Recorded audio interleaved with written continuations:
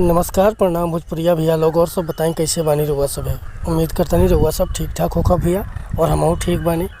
आज उपस्थित बानी रउआ सब के बीच में लेके महाकाल भक्त रंगदारी सॉन्ग। बहुत बढ़िया मैटर लिखले बानी और दिल से बताओ तनी भैया कि एक नया म्यूजिक बनवा के आप बढ़िया ढंग से गायकी कर देता नहीं तो गाना 100% बच जाए भैया। तो चलिए देर न करते हुए मैटर के शुरुआत कल जा कि कैसे गावे के बा, का एकर धुन बा, का लय बा।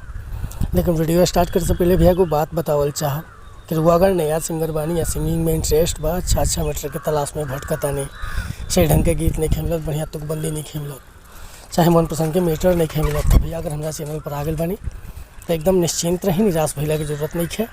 और वह जैसन भी मैटर चाहत हो लिखवावे के बिल्कुल उचित चार्ज पर के फर्स्ट क्लास के मैटर मिली भैया।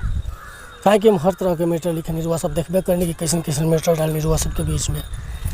रुआ अगर हिंदी में लिखवाओ बा, चाहे भोजपुरी में लिखवाओ बा, चाहे ट्रैक पर, चाहे नया सॉन्ग, कोनो प्रकार के मैटर चाहे बेहिचक कॉल या व्हाट्सअप कर सकता है। डिस्क्रिप्शन में हमारा नंबर बाटे। और हाँ, आज के मैटर तो एकदम ज़बरदस्त बा। देखिए कैसे गाओ के बाटे कि हम गुंडागर्दी से राखिले दूरी, आ उठे हथियार जब होला मजबूरी। अरे हम गुंडागर्दी से राखिले दूरी, उठे हथियार जब होला मजबूरी। आ लोग कहेला भक्त महाकाल के, आज भी गरीबन पयखिया देखावे, छोड़ दिला भेजा में 6 गोली डाल के।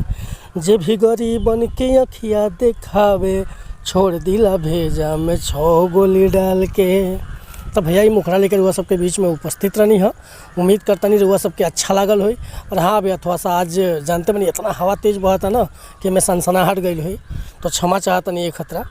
अगर वीडियो पसंद बा, फुल गीत लिखवावे के चाहता नहीं तो बेहिचक रुआ कॉल या व्हाट्सअप कर सकीले। डिस्क्रिप्शन में हमारा नंबर बा और व्हाट्सअप नंबर बता देता नहीं 8874473128। कोनो प्रकार के मैटर लिखवाओ होखे, चाहे नया म्यूजिक बनवाओ होखे, बेहिचक रुआ कॉल या व्हाट्सअप कर सकता नहीं भैया। मिला नहीं फिर अगला वीडियो में कुछ नया गाना के साथ, तब तक लिए अनुमति चाहता नहीं। नमस्कार, प्रणाम, धन्यवाद भैया। जय हिंद, जय भारत, जय भोजपुरी समाज।